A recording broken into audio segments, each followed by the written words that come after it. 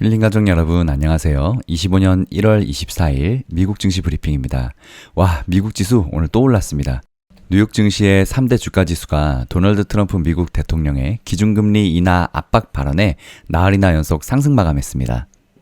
다우지수는 전장보다 0.92% 상승한 44,565의 거래를 마감했고 S&P 500 지수는 전장보다 0.53% 오른 6,118을 기록했습니다.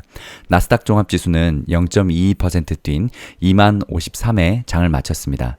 우리가 중심적으로 투자하는 나스닥 100 지수는 21,900으로 0.22% 상승했습니다. 나스닥 100 지수는 이날 정규장 내내 하락세를 보이다가 정규장 막판에 극적으로 상승하며 마감했고요. 필라델피아 반도체는 0.45% 하락해서 5,444를 기록했고 새로 시작한 AI 반도체 지수는 0.64% 하락해서 1,260을 기록했습니다. 따라서 오늘 뉴욕 주식시장 변동성 지수 일면 공포지수로 불리우는 VIX는 0.53% 하락해서 15.02를 기록했습니다.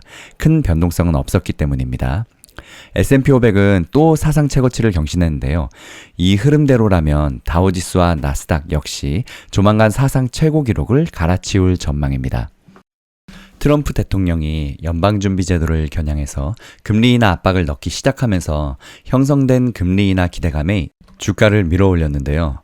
트럼프 대통령은 이날 미국 중앙은행인 연방준비제도의 제롬 파월 의장을 만나서 금리 인하를 요구하겠다고 밝혔습니다. 트럼프 대통령은 이날 백악관 집무실에서 개최한 행정명령 서명식에서 금리를 낮추기 위해 제롬 파월 의장과 대화하겠냐는 질문에 이같이 답했는데요.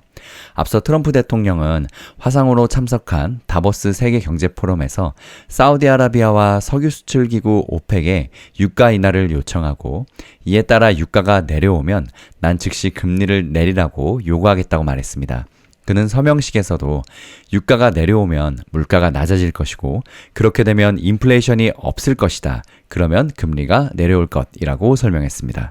그는 연준이 그런 요구에 응할 것이라고 생각하냐는 질문에 그렇다라고 대답했고 자기가 강력한 입장을 낼 것이라고 밝혔습니다. 금리가 얼마나 떨어지기를 바라냐는 질문에 아주 많이 라고 대답했습니다. 이에 사실상 연준과 제롬 파월 연준 의장을 향한 압박이 시작된 것으로 시장은 보고 있는데요.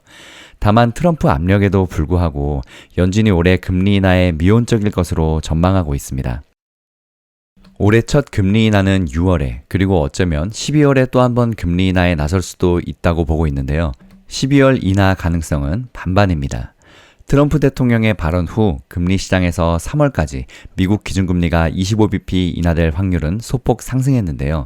시카고 상품거래소 페드워치 툴에 따르면 연방기금금리 선물시장에서 3월까지 기준금리가 25bp 인하될 확률은 28.2%로 반영되고 있습니다.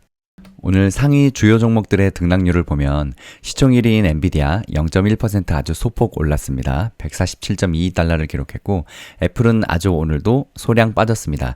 0.08% 하락해서 223.66달러를 기록했습니다. 시총 3위인 마이크로소프트는 0.11% 소폭 상승했고 아마존도 0.17% 소폭 상승했습니다. 구글은 하락했습니다. 0.22% 하락했고 메타 플랫폼스 오늘 많이 올랐습니다. 2.08% 올라서 636.45달러를 기록했고 테슬라는 아주 약간 빠졌습니다. 0.66% 하락한 412.38달러를 기록했습니다. 오늘 주요 종목들을 보면 부킹홀덱스는 4.31% 올랐고 콘스텔레이션 에너지가 4.14% 올랐습니다. 어제 실적을 발표한 넷플릭스도 3.24% 추가로 올랐고 도어대시도 3.07% 올랐고 버텍스 파마슈티컬도 2.74% 그리고 한국인들이 많이 투자하고 있는 팔란티어도 2.74% 올랐고 모바일 반도체 회사인 퀄컴은 2.42% 등 나스닥 100 지수의 상승을 견인했습니다. 반면에 일렉트로닉 아츠는 마이너스 16.7%나 폭락했고 어제 스타게이트 프로젝트로 폭등했던 ARM 홀딩스는 7.43% 폭락했습니다. 마이크론도 4.02% 하락했고 ASML도 마이너스 2.67% 하락했고 어플라이드 머티리얼즈는 2.46% 하락했고 램 리서치도 2.43% 하락하는 등 퀄컴을 제외한 여러 반도체 종목이 급락한 것도 나스닥 100 지수의 상승폭을 제한했습니다. 제너럴 일렉트로닉의 자회사인 항공기 엔진 제조사 제너럴 일렉트릭 에어로스페이스는 예상치를 웃돈 4분기 실적을 발표하면서 70억 달러 상당의 자사주 매입 계획을 발표했고 배당금 30% 인상 방침을 밝혀서 주가가 6% 넘게 올랐습니다. 방금 전에도 말씀드렸던 비디오 게임 개발 및 유통업체인 일렉트로닉 아츠의 경우 올해 연간 예약 가이던스를 하향 조정한 것이 악재로 작용했기 때문에 17% 가까이 폭락했습니다. 트럼프 대통령이 21일 날 발표한 5천억 달러짜리 인공지능 AI 인프라 확충 계획인 스타게이트 프로젝트 기대감으로 상승했던 반도체 종목들은 이날 대부분 약세로 돌아섰는데요. 이 중에 마이크론의 오늘 하락이 눈에 띕니다. 악재가 둘이나 겹쳤는데요. 스타게이트의 막대한 자금 조달이 가능하겠냐는 일론 머스크 테슬라 최고 경영자의 비관론에 여기에다가 엔비디아의 주요 HBM 공급업체인 한국 SK하이닉스의 비관적인 수요 전망이 악재로 작용했습니다. SK하이닉스는 어제 지난해 4분기 사상 최대 순이익을 기록했다면서도 올해에는 기업들이 AI 지출 둔화로 실적이 기대에 못 미칠 수 있다고 우려했는데요. 이런 전망과 관련해서 동종업계인 마이크론도 하락한 걸로 보여집니다.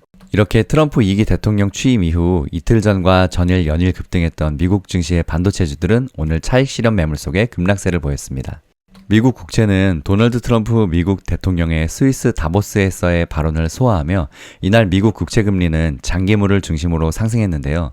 뉴욕 채권 시장 오후 거래에서 글로벌 벤치마크인 10년 만기 미국 국채 금리는 전장 대비 3.7 베이시스 포인트 오른 4.611%를 기록했습니다. 다만 지난주 기록한 14개월 만의 최고치인 4.809%는 미돌았습니다.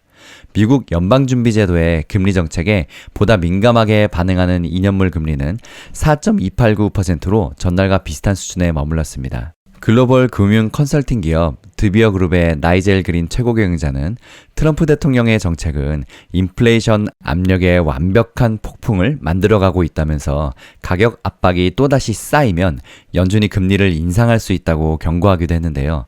다만 이날 발언에 예상치 못했던 서프라이즈는 없다는 평가 속에 채권 금리는 막판 오름폭을 다소 반납했으며 위험자산인 주식이 강세를 보였습니다.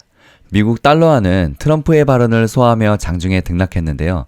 주요 6개 통화 대비 달러 가치를 나타내는 달러 인덱스는 이날 오후 거래에서 전날 대비 0.04% 내린 108.13을 가리켰습니다. 지난주 초반까지 달러 인덱스는 110을 넘으면서 2년 만에 최고치를 기록했으나 예상보다 완만한 물가 수치와 트럼프의 관세 폭탄 유예 등에 이번 주 들어서 약세 흐름을 보이고 있습니다. 외환 시장 투자자들은 오늘 일본은행의 금리 결정을 비롯한 글로벌 중앙은행의 통화정책 결정을 기다리며 짙은 관망세를 보이고 있는데요.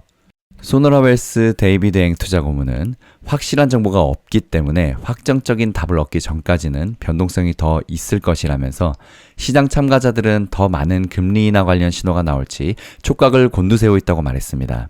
시장은 이달 금융정책 결정회의에서 일본은행이 기준금리를 0.25%포인트 인상할 것으로 예상하고 있고 반면 유럽중앙은행은 금리 인하에 나설 것이라는 베팅이 96%에 달하고 있습니다. 미국 연준은 동결이 가장 유력하게 점쳐지고 있습니다. 방금 뜬 속보입니다. 제가 영상을 하나 편집하는데 보통 1시간 정도 걸리거든요. 혹시나 하고 올리기 전에 확인해 봤는데 일본 금리 인상했네요. 0.25% 인상해서 지금 금리 인상이 시작됐고 금리 인상의 당국이 일본이라 니케이 평균 주가를 봤는데 시장이 그렇게 크게 요동치진 않고 있는 상황입니다. 이렇게 일본 금리 인상으로 오늘 밤 미국 증시가 어떻게 반응할지 지켜봐야겠습니다. 다음 영상 이어갑니다. 힐링가족 여러분, 성공투자 파이팅!